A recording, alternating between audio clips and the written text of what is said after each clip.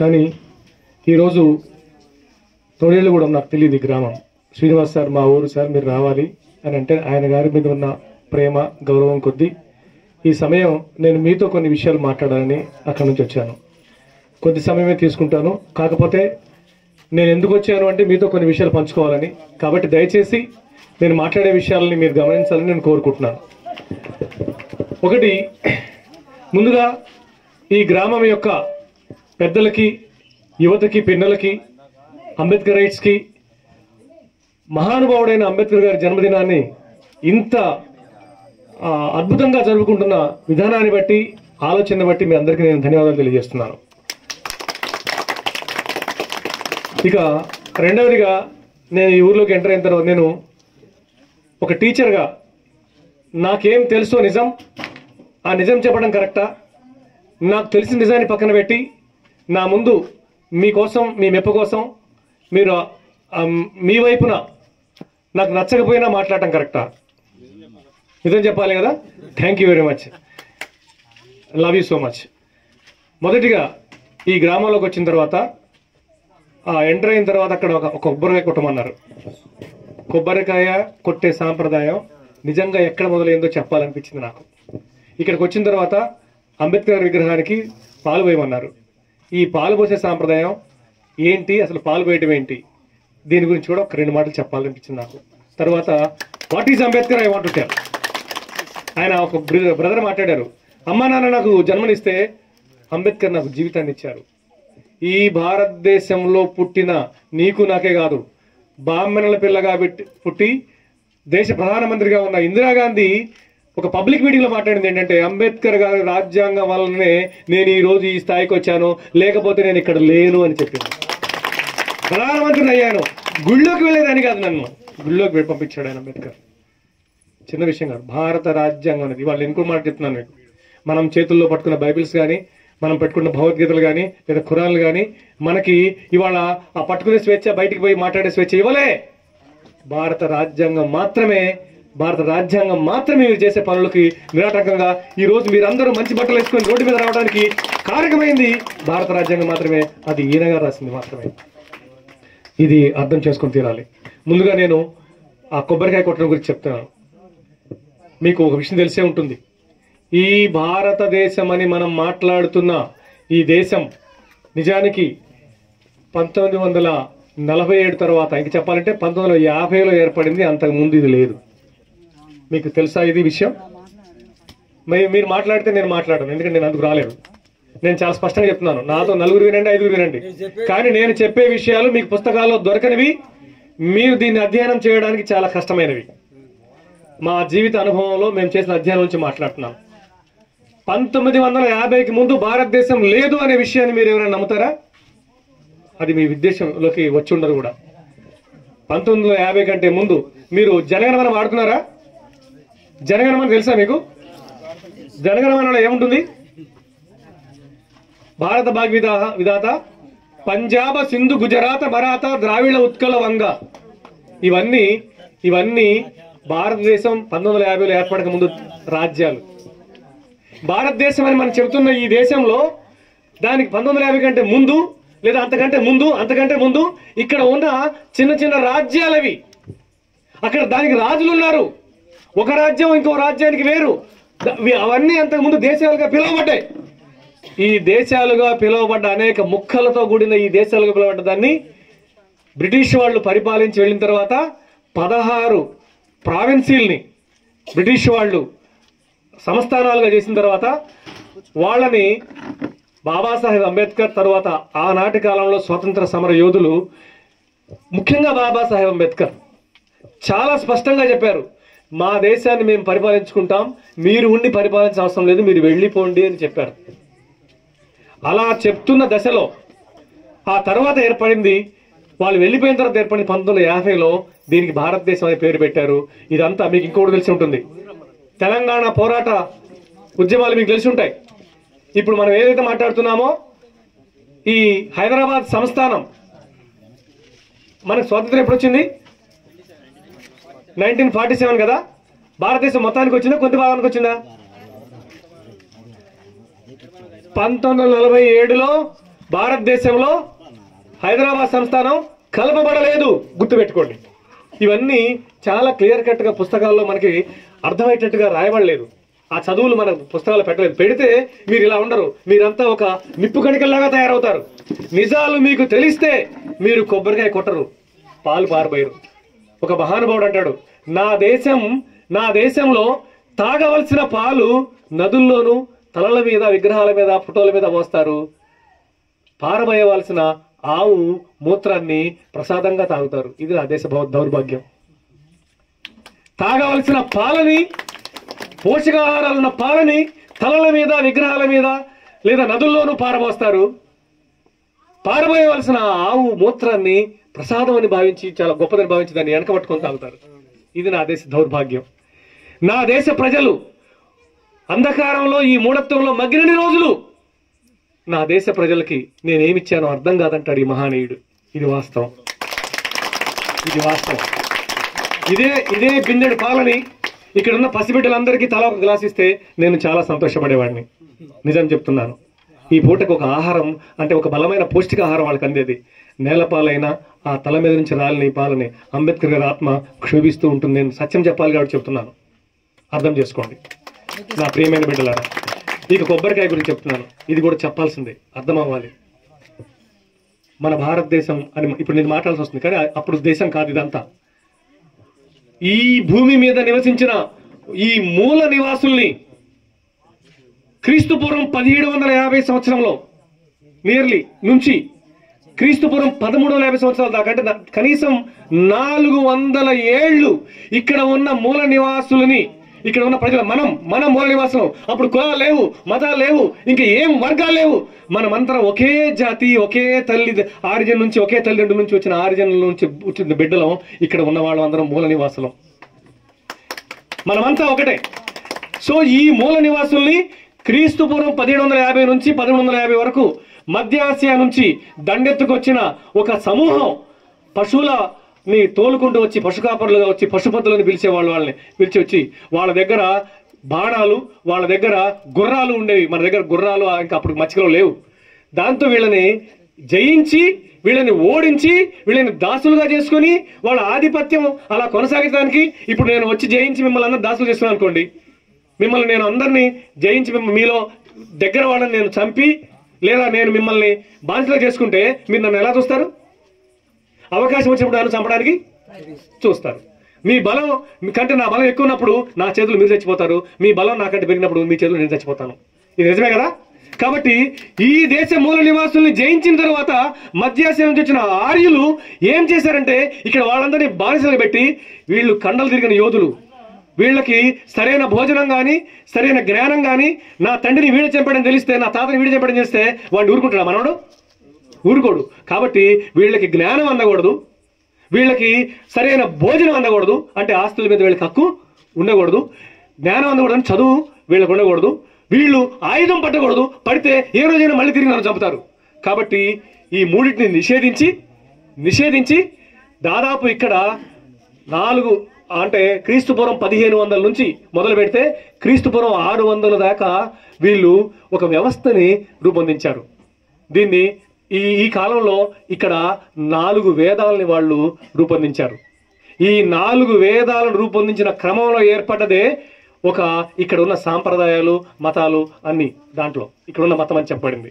నేను దాని పేరు తీయట్లేదు, నేను చాలా ఓపెన్ గా అంబేద్కర్ గారి గురించి మాట్లాడడానికి వచ్చాను. కానీ ఒక సత్యం చెప్పాలి కాబట్టి, కొబ్బరికాయ గురించి చెప్పాలి కాబట్టి ఈ మూలం చెప్పాల్సి వచ్చింది. ఈ మలివేద కాలం అంటే క్రీస్తుపూర్వం 1000 నుంచి 600 సంవత్సరాల కాలంలో ఏర్పడి దీంట్లో అనేక మూఢనమ్మకాలు. ఈ ప్రజలకు జ్ఞానం వస్తే ఏమవుతారు? వీళ్ళు తెలివిగల వాళ్ళైతే తెలిస్తే ఏమవుతారు? తిరుగుబడతారు. కాబట్టి వీళ్ళని అజ్ఞానంలో ఉంచాలి. ఈ అజ్ఞానం అంటే తొలి సమాజాల్లో మనుషులు కలిపి ఉంచేది 2 అవసరాలు, భయాలు. అవసరం, భయం. ఇక్కడ ఒక అవసరం ఉంటేనే, మనకు ఒక అవసరం ఉంటేనే, నీకు ఏం కావాలంటే, ఇక్కడ ఒక పెద్దమ్మ నా ముందుంది, ఆమెకి అమ్మ నీకు ఏం కావాలంటే అది నీకు అయిపోద్ది అంటే ఆమె ఇంకొకటి లెక్క చేసిద్దా? ఇప్పుడు నా చేతిలో నాకు చికెన్ తినాలనిపిస్తుంది, నాకు చికెన్ వచ్చేసింది. ఓకే, నాకు మంచి బట్టలు కావాలి వచ్చేసింది, నాకు కారు కావాలి వచ్చేసింది, నాకు విమానం కావాలి వచ్చేసింది, ఆయన ఏమంటే అదే వస్తుంది. ఆమె ఇంకొకటి లెక్క చేసిద్దా? అవసరాలే మనుషుల్ని కలిపి ఉంచుతాయి. ఇక రెండోది భయం. నీకేమైనా ప్రమాదం సంబంధించింది, ఆపద సంబంధించింది అన్నప్పుడు ఏం కావాలి? పక్కనోడు కావాలి. కాబట్టి ఈ మానవ సమాజాలని కలిపి ఉంచేవి రెండే రెండు, ఒకటి అవసరాలు, రెండు భయాలు. కాబట్టి ఈ అవసరాలని వాళ్ళకు దూరం చేస్తే నా మీద ఆధారపడతారు, ఈ భయాలని వాళ్ళలో పుట్టిస్తే వాళ్ళు నాకు లొంగి ఉంటారు.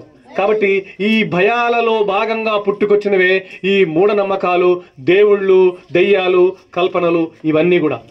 ఇది భయంకరంగా కొన్ని వందల సంవత్సరాలు నడుచుకుంటూ పోయిన తర్వాత మొట్టమొదటిసారి గౌతమ బుద్ధుడు, మీకు ఒక విషయం తెలుసా, ఈ సమాజంలో అన్ని మతాలు ఏం మాట్లాడతాయి తెలుసా? ఏం మాట్లాడితే ఒక దేవుడు ఉంటాడు, ఆ దేవుడే మిమ్మల్ని రక్షిస్తున్నాడు. నేను అడుగుతున్నాను వేల సంవత్సరాలు ఈ దేశంలో మూల నివాసులు బానిసలుగా బతికినప్పుడు ఏ దేవుడు ఈ సమాజాన్ని రక్షించాడు అని అడుగుతున్నాను. ఏ మతం రక్షించింది? ఏ గ్రంథం రక్షించింది? ఏ దేవుడు వచ్చి అరే వీళ్ళు ప్రజలు కదా, వీళ్ళని రక్షిద్దాము అని చెప్పేసి ఏ దేవుడు ఇక్కడ కంకణం కట్టుకున్నాడు? మీరు తెలుసుకోవాల్సిన విషయాలు ఉంటుంది. ఆయన మహానుభావుడు ఎందుకంటే అంబేద్కర్కి ముందు సమాజం, అంబేద్కర్ తర్వాత సమాజం అనేది మీకు తెలియాల్సి ఉంది. అది తెలియనంత వరకు మనం ఇదే అజ్ఞానంలో బతికి ఇదే మూఢనమ్మకాలు బతుకుతాం. గౌతమ బుద్ధుడు మొదటిసారి దేవుడు ఈ మనుషులు సృష్టించలేదు, ఈ మనుషులు సౌఖ్యంగా సుఖంగా ఉండడానికి మనుషులే ఆధారంగా, మనుషులే సుఖంగా ఉండడానికి మనమంతట మనమే కొన్ని పరిక్రమలు కల్పించుకోవాలి అని చెప్పేసి స్థాపించిన మొట్టమొదటి సూత్రాలతో స్థాపించిన మతమే బౌద్ధం. నిజం చెప్పాలంటే ఇక్కడ మిగతా మతం కాకుండా వాళ్ళు ఏం చెప్పారంటే, ఈ గౌతమ బుద్ధుడు స్థాపించిన ఈ బౌద్ధ మతం ఏం చెబుతుందంటే, ఈ మనుషులంతా సుఖాలతో అందరూ కలిసి ఏ తేడా లేకుండా సర్వసమానంగా ఉండాలి అని చెప్పాడు. చెప్పి ఆయన ఆ రోజుల్లో ఏమయ్యేదంటే, బ్రాహ్మిన్స్ యజ్ఞాలు యాగాలు చేసేవాళ్ళు. ఒక కరువు వచ్చింది, ఇది చెప్పాలి మీకు. ఒక కరువు వచ్చింది. ఈ కరువు వస్తే ఈ కరువులో ఒక 7 ఏళ్ళు నియర్లీ కరువు వచ్చింది. అసలు పంటలు పండకుండా, తిండికి లేకుండా జనాలు చచ్చిపోతున్నప్పుడు అప్పుడున్న బ్రాహ్మణులు ఏం చెప్పారంటే, ఈ కరువు పోవాలంటే వేల పశువుల్ని బలిచ్చి యజ్ఞాలు చేయాలని చెప్పారు. అప్పుడు గౌతమ బుద్ధుడు అన్నాడు, ఆ వేల పశువుల్ని బలిచ్చడంలో భాగంగా, పశువులు ఎవరికి ఉంటాయి? వేల పశువులు ఎవరి దగ్గర ఉంటాయి? ఎవరి దగ్గర ఉంటాయి? వ్యవసాయం చేసేవాళ్ళ దగ్గర ఉంటాయి, లేకపోతే పశువులు కాసేవాళ్ళ దగ్గర ఉంటాయి. ఈ పశువులన్నీ తీసుకెళ్లి బలిస్తుంటే గౌతమ బుద్ధుడు అన్నాడు, అరే అమాయక ప్రాణులు బలిస్తే వాటిని నరికేస్తే వాన పడుతుందా? అసలు వాన ఎట్ట పడుతుందో నీకు తెలియదు, వాటిని నరికేస్తే నీకు వాన పడుతుందా? అవి దుక్కిడెద్దులు, ఇళ్లలో పాలిచ్చే దూడలు, పాలిచ్చే ఆవులు లేదా దూడలు, వీటిని తీసుకెళ్ళి నువ్వు నరికి ఆ యజ్ఞంలో పడేసి కాల్ చేస్తే నీకేమొస్తుంది? ఇది కరెక్ట్ కాదు, ఈ జీవుల్ని బలించడం కరెక్ట్ కాదు అని చెప్పేసి దానికి వ్యతిరేకంగా అహింసని ప్రతిపాదించి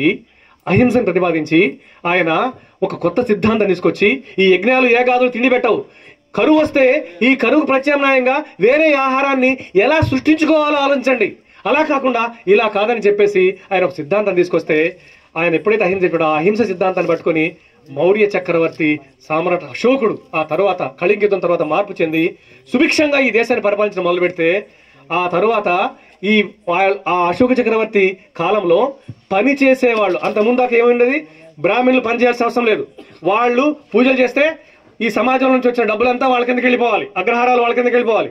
సో ఈ చాతుర్వర్ణ వ్యవస్థలో బ్రాహ్మణ, వైశ్య, క్షత్రియ, వైశ్య, శూద్రుడు, ఇక్కడున్న మూల నివాసులందరూ శూద్రులు. వీళ్ళకి ఏమొద్దు? అక్షరం వద్దు, ఆయుధం వద్దు, చెప్పండి, ఆస్తి మీద హక్కు వద్దు. వీళ్ళు కేవలం పని చేసి బతకాలి. ఆ పని చేస్తే వాళ్ళకి ఇంకో విషయం తెలుసా, మన ఇళ్లలో పొయ్యిలు ఎక్కడ ఉన్నాయి తెలుసా మీకు? ఒకప్పుడు పొయ్యి ఎక్కడ పెట్టుకునేది మన ఇళ్లలో? ఇంటిలో పొయ్యి లేదు. మీకు తెలుసా, పూర్వీకులు వెళ్తే ఆ వసారలో పందిరి పక్కన పొయ్యి ఉండేది. ఇప్పుడు కూడా కొన్ని పొయ్యిలు బయట ఉంటాయి మనకి. మీకు అర్థమైందా? ఇప్పుడు మనకు తెలియదు, కానీ అప్పుడు అసలు పొయ్యిలే లోపల పెట్టుకోవడానికి అవకాశం లేదు మనకి. వాళ్ళు ఏం వండుకుంటారో ఏం చేస్తారో తెలియాలి, అన్నం వండడానికి వీల్లేదు. సో ఊళ్ళలో మిగిలిపోయిన అన్నం ఏదైతే ఉందో ఈ అన్నం మాత్రం వీళ్ళకి ఇవ్వాలి. ఎందుకంటే వీళ్ళు సరైన అన్నం సరైన భోజనం తీసుకుంటే వీళ్ళ కండలు పెరుగుతాయి, పొద్దు మనం తిరుగుబాటు చేస్తారు. గమనించండి, మన మాట ఎదురు. అలా కొన్ని వేల సంవత్సరాలు మీ ఇంట్లో వంట లేకుండా ఈ సమాజం, మన ఇంట్లో వంట లేకుండా మనం బతికాం. మీకు తెలుసో తెలీదు.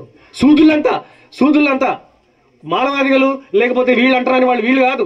అంటారని వాళ్ళు ఎక్కడ అని చెప్తాను, కులాలు ఎక్కడ వచ్చి ఒక మాట చెప్తాను. సో ఈ శూద్రులని చెప్పిన వాళ్ళంతా ఇలానే బతికారు. ఇది వాస్తవం. బ్రాహ్మణ, క్షత్రియ, వైశ్య తప్ప మిగతా వాళ్ళంతా ఎట్లా బతికారు. ఈ సమాజం ఇలా కొనారిల్లుకుపోతున్న దశలో బౌద్ధాన్ని వ్యాప్తం చేసిన సామ్రాట్ అశోకుడు ఆయన పని చేసిన వానికే సంపద, పని చేసిన వాడికి తినే అవకాశం ఉంది అని చెప్పేసి బ్రాహ్మణులు, క్షత్రులు ఎవరైనా సరే పని చేయాల్సిందే, అందరూ శ్రమించాల్సిందే అని చెప్పి ఆయన దాదాపు 200 ఏళ్ళు వాళ్ళ సామ్రాజ్యం నడిచింది. ఆ కాలంలో అందరూ పని చేస్తేనే వాళ్ళకి తిండి అన్నప్పుడు బ్రాహ్మణులు విధిగా పనిచేయాల్సి వచ్చి వాళ్ళు మొత్తం కలిసి ఒక కుట్ర రేవదీసి అతని మనవణ్ణి బృహద్రథుణ్ణి పుష్యమిత్ర శుంగుడు నరికి బ్రాహ్మణ రాజ్యాన్ని స్థాపించుకున్నాడు. అప్పుడు వచ్చిందే మనుధర్మ శాస్త్రం. ఆ మనుధర్మ శాస్త్రం ఇక పకడ్బందీగా బ్రాహ్మణులు రాశారు. ఏమని రాశారంటే, ఓకే, చాతుర్వర్ణ వ్యవస్థని స్థిరం చేస్తూ దీంట్లో ఈ శూద్రులు అనబడే వాళ్ళు బ్రాహ్మణుడు తన సమాజంలో ఏ అమ్మాయిని ఎవరిని ఇష్టపడ్డా ఆ అమ్మాయి అతనితో వెళ్ళిపోవాలి. క్షత్రియుడు దానికంటే కింద, శూద్రులు వైశ్యులు దానికంటే కింద. ఇక శూద్రులు వాళ్లకు ఇందాక నేను చెప్పినట్టుగా ఏం లేదు, వాళ్ళు బయటకు వెళ్తే రాత్రిపూట వాళ్ళు అందరిలో కలిసి బయట తిరిగే పని లేదు, వాళ్ళు శ్రమలో పనుల్లో మాత్రమే ఉండాలి. ఇక దీన్ని వ్యతిరేకించి తిరుగుబాటు చేసిన వాళ్ళని, దీన్ని ఒప్పుకోవడం వ్యతిరేకించి తిరుగుబాటు చేసిన వాళ్ళని మరింత హీనంగా నెట్టి వాళ్ళని పంచములు అన్నారు. చాతుర్వర్ణ వ్యవస్థలో పంచములు లేరు. ఈ చాతుర్వర్ణ వ్యవస్థని వ్యతిరేకించిన ఈ ఆనాటి కాలం వీరులే ఈ రోజు దళితులుగా, మాలలుగా, మాదిగలుగా, ఎస్టీలుగా, లేకపోతే ఇంకా ముస్లింలుగా ఉన్నారు. ఇది సత్యం. అయితే వీళ్ళంతా ఒకటే. అయితే ముస్లింలు వచ్చిన తర్వాత, అంటే ముస్లిం రాజులు వచ్చిన తర్వాత ఆ మతం తీసుకుంటే వాళ్ళకి కొంత మంచిదని ఈ దళితుల్లో కొంతమంది ముస్లింలుగా మారిపోయారు. కొంతమంది ఈ ఊర్లలో నుంచి ప్రతిఘటిస్తూ వాళ్ళ మీద దాడులు చేస్తుంటే వీళ్ళతో నేనుండేదంటే అడవుల్లో పారిపోయారు, వాళ్ళు ఎస్టీలుగా మిగిలిపోయారు. అయినా సరే సమాజంతో అంటిపెట్టుకుని ఉండి సమాజంలో పనులకి అవమానాలు భరిస్తూ బతికిన వాళ్ళు ఎవరైతే ఉన్నారో వీళ్ళు పంచములుగా, మాలమాదిగలుగా వెలికట్టవాడల్లో బయట పెట్టబడి ఉన్నారు. ఇప్పటికే సమాజం అట్లానే ఉంది. ఏ ఊరు వెళ్ళి చూడండి, గూడెలు ఎక్కడుంటాయి, మాలపల్లి ఎక్కడుంటాయి, మాదిగూడలు ఎక్కడుంటాయి, అవి ఏమి కూడా ఊళ్ళలో కలిసి అందరితో కలిసి ఉన్నాయా? లేవు. ఇప్పటికి కూడా మారలేదు. ఈ మహనీయుడు అంబేద్కర్ గారు ఒకవేళ పుట్టకుంటే ఇప్పటికీ అంతకు ముందున్న ఆ వ్యవస్థనే ఉండేది. భూమి మీద హక్కు ఎవరికి లేదు, ఆస్తి మీద మీకు హక్కే లేదు, మనకి హక్కే లేదు. అదే జీవితం నడిపేవాళ్ళు కేవలం బాబాసాహెబ్ అంబేద్కర్ గారు మాత్రమే పనిచేశారు. సో ఇక్కడ ఇంకొక మాట చెప్పాలి. బృహద్రథుణ్ణి చంపినప్పుడు బౌద్ధులు ఈ సమాజంలో ఉన్న ఈ పంచముల్ని లేకపోతే అణగారిన శూద్రులకి జ్ఞానం ఇచ్చి వాళ్ళని తీసుకెళ్లి మిగతా వాళ్ళతో కలిపి ఉంచడానికి ప్రయత్నిస్తుంటే, ఈ బౌద్ధం ఈ దేశంలో ఉంటే ఈ బ్రాహ్మణికల్ పెత్తనం లేదా ఈ మనువాద వ్యవస్థ నశించిపోతుంది, మాకు అవకాశాలు రావని చెప్పేసి ప్రతి బ్రాహ్మణుడు ఆ యుద్ధంలో పాల్గొన్న వాళ్ళంటే వాళ్ళ అనుచరులందరూ కలిసి బౌద్ధం అన్నవాడిని, బౌద్ధ భిక్షువుల్ని వాళ్ళ తలలు నరికితే ఒక తలకి 100 నాణాలు 100 వరహాలు ఇచ్చేసి ప్రకటన చేశాడు. ఎవరు? పుష్యమిత్ర శుంగుడు బ్రాహ్మణ రాజ్యం స్థాపించిన తర్వాత అలా తలలు నరకడం మొదలు పెట్టారు. ఎవరి తలలు? బౌద్ధ భిక్షుల తలలు. ఆ బౌద్ధ భిక్షుల ప్రతి తలకి ఎంత? 100 నాణ్యాలు ఇచ్చి, 100 బంగారు నాణ్యాలు ఇచ్చి నరకడం మొదలు పెడితే ఆ బౌద్ధ భిక్షుడు తల దొరికితే పిలక పట్టుకొని, గుండు తీసుకొని పిలక ఉంటుంది, ఆ పిలక పట్టుకొని ఆ తలని కింద వేసి కొట్టడం ఏదైతే ఉందో, ఆ తరువాత కొబ్బరికాయ కూడా దానికి పిలక తీయకుండా ఉంచి ఆ రాయి మీద ఆ ఒక బౌద్ధ భిక్షుడు ప్రతి తలకి ఒక కొబ్బరికాయ కొట్టడం అనే సంప్రదాయాన్ని తీసుకొచ్చారు. ఇప్పుడు చెప్పండి, కొబ్బరికాయ కొట్టాలా? కొబ్బరికాయ కొట్టాల్సిన అవసరం లేదు. ఎందుకంటే అది మన తలలు. పూర్వంలో ఈ మూల నివాసులకి జ్ఞానాన్ని ఇచ్చి వీళ్ళు సమాజంలోకి వీళ్ళు అందరిలాగా బతకాలని చెప్పేసి ప్రాకులాడిన బౌద్ధ భిక్షువుల తలలకి సంకేతమే నేటి కొబ్బరికాయ గుళ్ళో. మీరు చెప్పండి, మనం తెలియకుండా ఎన్ని నమ్మకాల్లో పోతున్నామో. అది అయిపోయింది. ఇంక నేను దాని గురించి మాట్లాడను. తరువాత క్రీస్తు శకంలో కూడా గుప్తుల కాలం వచ్చినప్పుడు కులాలు, ఇది చాలా చాలా స్పష్టం. అప్పుడు కూడా ఈ కులాలు లేవు. ఇవాళ మనం మాట్లాడుతున్న అనేక కులాలు, బీసీలు ఇన్ని కులాలు, ఎస్సీలు ఇన్ని కులాలు, ఎస్టీలు ఇన్ని కులాలు, ఈ కులాలు లేవు. వృత్తులు ఉండేవి. చాలా బలవంతంగా వీళ్ళు ఈ పని చేయాలి, వీళ్ళు పని చేయాలి అని చెప్పేసి బలవంతంగా రుద్దబడిన వృత్తులే ఉండేవి. ఆ రుద్దబడిన వృత్తుల్లో గుప్తులు చాలా మోసపూరితంగా దీన్ని వాళ్ళల్లో నుంచి వ్యతిరేకత, ఎప్పుడైతే వ్యవసాయం మధ్యలో ఏమైందంటే వ్యవసాయం చేయడానికి ఎవరు ఇష్టపడలే. వ్యవసాయం వయసుల కింద ఉండేది. ఇది ఇంకొకసారి మాట్లాడినప్పుడు చాలా లోతు చెప్తాను. వ్యవసాయం వయసుల కింద ఉండేది. ఆ వయసులు వ్యవసాయం చేయదని మాట్లాడినప్పుడు హర్షుడనే బ్రాహ్మణ రాజు, మరి తిండి లేదు, తిండి లేదు కాబట్టి ఈ వ్యవసాయం ఎవరైనా చేయండి అంటే ఎవరు ముందు రాట్లా. అప్పుడు ఈ వ్యవసాయం చేయండి, వాళ్ళకి నేను భూములు ఇస్తా, నేను డబ్బులు ఇస్తా అని చెప్పేసి ఆ భూముల్ని, డబ్బుల్ని, నాగలని పంచాడు, ఎద్దుల్ని పంచాడు వ్యవసాయం చేయమని. అప్పుడు ఆ వ్యవసాయం చేయడానికి కూడా అర్హత లేకుండా కేవలం పనికి మాత్రమే, ఆ పనిలో మాత్రమే వాళ్ళు పెట్టిన ముద్ద మాత్రం తినే ఈ శూద్రులు ఎవరైతే ఉన్నారో, ఈ శూద్రులు మేము వస్తామని చెప్పేసి వ్యవసాయం చేయడానికి వాళ్ళలో కొంతమంది ముందుకొచ్చారు. ఆ ముందుకు వస్తే వాళ్ళకు కొన్ని భూములు ఇచ్చి, వాళ్ళకి నాగళ్ళు ఇచ్చి, ఎద్దులు ఇచ్చి, ఆ వ్యవసాయం పంట కూడా డబ్బులు ఇచ్చి పంచాడు హర్షుడు అనే రాజు. అలా పంచిన తర్వాత వీళ్ళు వ్యవసాయం చేస్తూ కొంత బలపట్టం మొదలుపెట్టారు. ఎప్పుడైతే బలపట్టం మొదలుపెట్టారో వీళ్ళలో 80% ప్రజలు వీళ్ళలో ఒక తిరుగుబాటు వచ్చే అవకాశం ఉందని గమనించి ఏ పని చేసేవాళ్ళు ఆ పని చేసేవాళ్ళు వేరువేరుగా ఉండాలని చెప్పేసి వృత్తుల పరంగా వాళ్ళని వేరే వాళ్ళతో సంగ్రమం చెందకుండా కుల వ్యవస్థని తీసుకొచ్చిన వాళ్ళు ఈ గుప్తులు. దాంతో కులాలుగా ఈ సమాజం విడగొట్టబడింది. మరి అంతకుముందు వీళ్ళంతా ఒకే తల్లి పిల్లలు, వీళ్ళంతా మూల నివాసం. సార్ చెప్పారు ఇందాక, శ్రీనివాస్ సార్ చెప్పారు, వీళ్ళంతా ఒకే తల్లి పిల్లలు, ఆరిజిన్ మూలమంతా ఒకటే. కానీ తర్వాత కులాలు వచ్చినాయి. ఈ కుల వ్యవస్థ గుప్తుల కాలం నుంచి బ్రిటిష్ వాళ్ళు వచ్చినా కూడా, లేదా మధ్యలో ముస్లిమ్స్ వచ్చారు. మన దగ్గర ఏమి ముస్లిం ఎవరు లేరు, మీకు తెలియాల్సిన విషయం. అసలు ముస్లిం అనేది మన దగ్గర కాదు, అసలు మన వాళ్ళే కాదు. క్రీస్తు శకం 700 సంవత్సరంలో బయట నుంచి ఇస్లామిక్ కంట్రీస్ నుంచి, అంటే టర్క్స్ నుంచి, తుర్కలు అంటారు, టర్క్స్ వచ్చారు. వాళ్ళు మొట్టమొదటిసారిగా ఇస్లాం మతాన్ని తీసుకొచ్చారు. ఆ మతాన్ని తీసుకొస్తే ఇక్కడ ఉన్న అవమానాలు పడలేని పంచములు, దళితులు అనే వాళ్ళు ఆ మతం తీసుకుంటే మాకు అక్కడైనా గౌరవం దక్కిందని కొంతమంది ఆ మతంలోకి మారిపోయారు. అప్పుడు మతం మార్చుకున్న దళితులే ఈ ముస్లింలు. ఇది సత్యం, ఇది అర్థం చేసుకోవాలి. ఆ తర్వాత ఈ కొనసాగింపు బ్రిటిష్ వాళ్ళు వచ్చినా జరిగింది. కానీ బ్రిటిష్ వాళ్ళు వచ్చిన తర్వాత వాళ్ళు ఒక చిన్న మార్పు చేశారు. ఏం మార్పు చేశారంటే, చదువు లేని వాళ్లకు కొన్ని పాఠశాలలు స్థాపించి అందరికీ చదువుకునే అవకాశం కొన్ని షరతుల మీద కల్పించారు. దాంతో జ్యోతిబా పూలే, ఇందాక బ్రదర్ మాట్లాడారు ఎవరు, జ్యోతిబా పూలే బీసీ సమూహం నుంచి చదువుకొని 9 ఏళ్ల వయసులో నుంచి చదువుకోవడం మొదలుపెట్టి తన భార్యకి చదువు చెప్పి ఒకరోజు ఆయన తన స్నేహితుడి పెళ్లికి వెళ్తే వాళ్ళతో కలిసి బ్రాహ్మడు అనమాట, వాళ్ళతో కలిసి భోజనం పట్టుకుంటే మెడబట్టి బయటికి, నువ్వు మా దగ్గర ఎట్ట మాపు తింటావు అని చెప్పేసి మెడబట్టి బయటికి నెట్టబడితే బయటికి వెళ్ళి చూసి ఏడ్చుకుంటూ చెట్టు కింద, నేను అన్నం తింటాను, నా మిత్రుడి దగ్గర అన్నం తినడానికి వెళ్తే వాళ్ళు నన్ను బయటకు నెట్టారని చెప్పేసి ఏడుస్తూ ఉంటే ఆ పక్కన చూస్తే వాళ్ళు తినివేసిన ఎంగిలి విస్తరాకుల మీద పడి కుక్కలు తింటా ఉంటాయి. ఆ కుక్కలతో పాటు కొంతమంది మనుషులు కూడా వాళ్ళ ఒంటి మీద సరిగ్గా బట్టలు కూడా లేవు, ఆ కుక్కలు నెట్టుకుంటా ఆ విస్తరాకుల్ని ఏరిన ఎంగిలి విస్తరాకుల్లో నుంచి ఆ మెతుకులు ఏరుకుంటా ఒక విస్తరాకులు వేసుకొని అది ఎంత అయిపోతే చాలా ఆనందంగా తింటా ఉంటారు. వీళ్ళు ఏం చేశారు, ఈయన మిత్రుడు ఏం చేశాడు, నువ్వు మాతో తినొద్దు బయటికి పోయి తినరా ప్లేట్ పట్టుకొని నెడితే బయటికి పోయి తినమంటేనే ఈయన బాధపడ్డాడు, అవమానపడ్డాడు. వీళ్ళేంటి కుక్కలు నెట్టి విస్తరాకుల్ని తిరుగుకుంటూ దాంట్లో ఏరుకుంటూ ఆ మెతుకులు ఏరుకుంటూ వాళ్ళ ఒంటి మీద బట్ట లేదు, సరైన పరిశుభ్రత లేదు, వాళ్ళు ఆ ముద్ద దొరికితే ఇంత ఆనందపడుతున్నారు. వీళ్ళేంటి అని చూస్తే వీళ్ళు పంచములు అని, దళితులుగా సమాజంలో ఉన్న వాళ్ళు వీళ్ళే అని అనిపించిన తర్వాత వాళ్ళకి ఉన్నదేంటి, వాళ్ళు ఇంకా ఆనందంగా, వాళ్ళు ఆ ఎంగిలి మెతుకులతో ఆనందపడుతున్నారు, నేనేమో బయట తినమంటే బాధపడుతున్నాను, నాకున్నదేంటి వాళ్ళకు లేనిదేంటి. అప్పుడు అనిపించింది వాళ్ళకి కనీసం మేము కుక్కలం, జంతువులు, మేము వీళ్ళలాగా మనుషులు కాదు అనుకునే నీ హీన స్థితిలో వాళ్ళ మానసిక స్థితి ఉంది. నాకేమో నేను మనిషినే కదా, నేనెందుకు వాళ్ళు తినకూడదు అనే ఒక సోయి ఉంది. అంటే ఈ బిడ్డలకి సోయి కూడా లేదు, వీళ్ళ కనీసం మేము మనుషులైనా సోయి కూడా లేదు.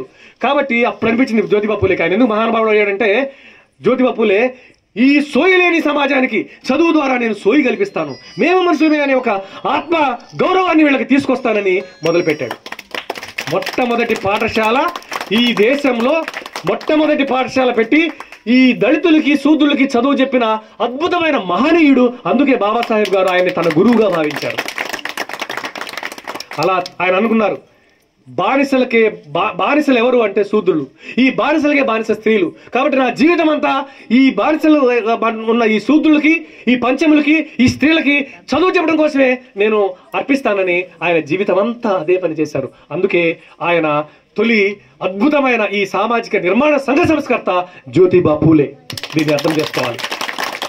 ఇది అర్థమైన తర్వాత ఆయన చనిపోయిన ఈయన పుట్టారు 1891లో అంబేద్కర్ పుట్టిన తర్వాత అంబేద్కర్ గారు తన పాఠశాలలో బ్రిటిష్ వాళ్ళు కల్పించిన అవకాశాన్ని బట్టి చదువుకోవడానికి వెళ్తే మిగతా సమాజంలో ఉన్న పిల్లలు కనీసం అంబేద్కర్ని బడిలోకి వాళ్ళతో పాటు కూర్చోవడానికి కూడా ఇష్టపడలే. ఆ బడి మొత్తం ముందు అక్కడ బయట కింద కూర్చోవాలి. అలా కింద కూర్చొని చదువుకున్న అంబేద్కర్ వాళ్ళకంటే మరి ఆ మహనీయుడికి ఏ జ్ఞానం ఎలా వచ్చిందో తెలియదు, కానీ ఒక అద్భుతమైన ఇంకో మాట చెప్పాలి. చికాగో యూనివర్సిటీ వాళ్ళు, యుఎస్ అమెరికాలో ఉన్న చికాగో యూనివర్సిటీలో ఆయన 2 PhDలు తీసుకున్నారు. ఆయన ఆ చికాగో యూనివర్సిటీ వాళ్ళు ఈ మధ్య రీసెంట్గా 2020లో ప్రపంచ ఉత్తమ పరిశోధకులు ఎవరు అని చెప్పేసి ప్రపంచవ్యాప్తంగా సర్వే తీస్తే బాబాసాహెబ్ అంబేద్కర్ అని తేలిన తర్వాత ఆయన విగ్రహాన్ని ఇక్కడ మీ ఊర్లో తోడేళ్లగూడెంలో కాదు, అమెరికాలో చికాగో యూనివర్సిటీ ముందు ఒక అద్భుతమైన విగ్రహాన్ని పెట్టి ప్రపంచ ఐక్యరాజ్య సమితి ఆయన జన్మదినాన్ని ఏమని చెప్పింది సార్? ఇంటర్నేషనల్ జ్ఞాన దివస్, ఎస్, ప్రపంచ జ్ఞాన దినోత్సవాన్ని గుర్తించింది. ఇక్కడ వీళ్ళేంటి మాట్లాడేది ఆయన గురించి? అర్థం చేసుకోండి. అంబేద్కర్ గారికి ముందు సమాజం, అంబేద్కర్ గారి తర్వాత సమాజం అనేది మనం చదువుకోవాల్సిన అవసరం ఉంది. ఆయన 3500 సంవత్సరాలు దాదాపు అణిచివేతని, ఈ మూల నివాసులైన వీళ్ళని, సమాజంలో మనుషులుగా కూడా గుర్తించిన వీళ్ళని ఆయన తన జ్ఞానం చేత తన రాజ్యాంగంలో వీళ్లకు సమానమైన హక్కుని కల్పించే విధంగా తన రాజ్యాంగం రాశారు. ఇక్కడ ఒక పెద్ద నాటకం జరిగింది, పెద్ద కుట్ర జరిగింది. అంబేద్కర్ గారు మొట్టమొదటిసారిగా 1936లో ఆయన ఇండిపెండెంట్ పార్టీ ఒకటి పెట్టారు, labour party, independent labour party ఒకటి పెట్టారు. అప్పుడు బొంబాయిలో, నేను ఈ కుట్రలను చెప్పి చాలా పెద్ద చరిత్ర ఇది కాబట్టి నేను కూలంకషి కొన్ని అంశాలు చెప్తాను. బొంబాయిలో సంస్థానాలకు సంబంధించి 17 సంస్థానాలలో పోటీ జరిగితే 15 గెలిచారు ఆయన పార్టీ. ఏం పార్టీ అది? Independent labour party. దాంతో కంగు తినిపోయి అప్పటిదాకా ఇప్పుడు ఈ పార్టీలో ఉన్న వాళ్ళంతా కూడా ఎవరు అంటే బహుజనులే. ఈ బహుజనుల బిడ్డలకు రాజ్యాధికారం తీసుకెళ్ళడానికి ఆయన కృషి చేశారు. ఆయన ఒకటే అన్నారు, ఈ దేశ సంపదలో ఈ దేశం ఎవరు తక్కువ కాదు, ఎవరికంటే తక్కువ కాదు, మేమంతా సమానమే, మనిషి అన్నవాడు అంతా ఒకటే. ఈ మనిషి అన్నవాడికి ఆ దేశ సంపదలో సమానమైన వాట దక్కాలి, ఆ దేశ రాజ్యాధికారంలో సమానమైన వాట దక్కాలి. ఇదే సమతా సమాజం. నా బిడ్డలందరూ ఎవరికంటే తక్కువ కాదు, ఎవరికంటే తీసిపోరు, అందరూ సమానంగా ఉండాలి. మేము ఒకరిని ఎక్కువ అంటలేదు, మేము కూడా ఎవరికంటే ఎక్కువ అంటలేదు, అందరూ సమానంగా ఉండాలి. ఈ సమాజమే అందరూ సుఖ సంతోషాలతో గౌతమ బుద్ధుడు చెప్పినట్టుగా ఉండాలి అని ఆయన కోరుకున్న మనిషి. కాబట్టి ఆయన రాజకీయ పార్టీలో ఈ బహుజనుల్ని రాజ్యాధికారంలో తీసుకెళ్లాడు. దీంతో కంగు తిన్న అప్పటి పార్టీ, రాజకీయ పార్టీలు, నేను పేరు చెప్పట్లేదు ఎందుకంటే ఇప్పుడు ఎలక్షన్స్ ముందు నేను మాట్లాడలేదు, ఒక టీచర్గా నేను మాట్లాడను. ఆ రాజకీయ పార్టీలు ఎలా అయినా అణగదొక్కాలని చెప్పేసి ఈ దళితుల్ని, ఈ బహుజన బిడ్డల్ని మీద దాడిని లేదా వాళ్ళని కలవకుండా అంబేద్కర్తో పాటు కలిసి వెళ్లే వాళ్ళందరినీ విడదీయటం మొదలుపెట్టింది. ఈ విడదీయటం మొదలు పెడితే అప్పుడు ఈయన పక్కన బీసీలుగా పక్కన పెట్టబడిన వీళ్ళని రానేయకుండా చేసింది. అడుగడుగున అంబేద్కర్కి అడ్డు అవరోధాలు ఏర్పాటు చేస్తే అప్పుడు 1942లో అప్పుడు ఆయన పార్టీ మార్చి ఆయన షెడ్యూల్ కాస్ట్ ఫెడరేషన్ అని ఇంకో పార్టీని పెట్టారు. Schedule caste federation of India అని ఇంకో పార్టీ పెట్టారు. ఎందుకంటే బీసీలు కలవనివ్వాలి వీళ్ళతో. బీసీలని ఆ రోజే కలవనిచ్చినట్టయితే ఈ దేశం యొక్క రూపురేఖలే మారిపోయాయి. ఇది గుర్తుపెట్టుకోవాలి. కలవనివ్వాల కావాలని కుట్ర, కలవనివ్వకుండా ఆయన పక్కన పెట్టేసి చేస్తే ఆయన విధి లేక షెడ్యూల్ కాస్ట్ ఫెడరేషన్ అని చెప్పేసి ఫెడరేషన్ ఆఫ్ ఇండియా అని చెప్పేసి ఒక పార్టీని పెట్టారు. 1946లో ఈ పార్టీలో నుంచి ఒక్కళ్ళని గెలవనివ్వాల. గెలిస్తే ఏమైందంటే అప్పటికే 1945లో అంబేద్కర్ గారు చాలా స్పష్టంగా మిత్రులు ఎవరో చెప్పారు, 1930 నుంచి 32 వరకు 3 రౌండ్ టేబుల్ సమావేశాలు జరిగినాయి. ఆ 3 రౌండ్ టేబుల్ సమావేశాలు ఏంటంటే ఈ దేశానికి మీరు అవసరం లేదు, మేమే పరిపాలించుకుంటాం, బ్రిటిష్ వాళ్ళు వెళ్ళిపోండి అని స్వతంత్ర పోరాటం జరుగుతున్న దశలో భారతదేశంలో ఎవరైతే ఈ ప్రాంతాల్లో ఉన్న వాళ్ళకి ఒక్కొక్క సమాజం నుంచి ఒక్కొక్కరిని ప్రతినిధిగా పెడితే షెడ్యూల్ కాస్ట్, సప్రెస్డ్ కాస్ట్, అణిచివేయబడిన కులాల నుంచి అంబేద్కర్ గారిని ప్రతినిధిగా లండన్ పంపించారు. లండన్ వెళ్ళారు. ఆయన వెళ్ళి అక్కడ మాట్లాడిన మాటలకి ప్రపంచ దేశాలలో ఎక్కడా కులాలు లేవు ఇక్కడ తప్ప, ప్రపంచ దేశాలలో ఎక్కడా మనుషుల్ని ఇంత నీచంగా అణిచివేయలేదు ఇక్కడ తప్ప, అవన్నీ ఆ వేదిక మీద చెబుతుంటే గాంధీ ఆ సమావేశానికి వెళ్ళలేదు. ఫస్ట్ నేను ఎందుకు వెళ్తాన్నాడు. అంబేద్కర్ వెళ్ళి మాట్లాడిన తర్వాత ప్రపంచ దేశాలన్నీ అంబేద్కర్ ఏంటి ఆయన మాట్లాడాడు, అసలు సమాజం ఇట్లా ఉందా, ఈయన ఇంత జ్ఞానం ఉందా ఈయనకి అని చెప్పేసి ప్రపంచ పత్రికలన్నీ అంబేద్కర్ గురించి అద్భుతంగా రాస్తే అప్పుడు రెండో సమావేశానికి గాంధీ గమగా వెళ్ళాడు. నేను వెళ్ళకపోతే మొత్తం అంబేద్కర్కి పేరు పోతుందని చెప్పేసి. ఇది వాస్తవం. వెళ్ళి ఆ టైంలో వాళ్ళు అడిగారు, చాలా స్పష్టం చెప్పారు, మా దేశాన్ని పరిపాలించుకునే దమ్ము మాకుంది, మీరు దయచేసి వెళ్ళిపోండి అని అంబేద్కర్ గారు చెప్తే వాళ్ళు అడిగారు, ఎలా పరిపాలించుకుంటారా మీ దేశాన్ని మీరు? మేము వెళ్తే మీకు సోయి లేని మనుషులు, చదువు లేని మనుషులు, జ్ఞానం లేని మనుషులు, కొంతమందికి మాత్రం చదువు ఉంది, మిగతా వాళ్ళంతా మూర్ఖులే, మీరు ఎట్లా పరిపాలించుకుంటారా మేము లేకపోతే అని అంటే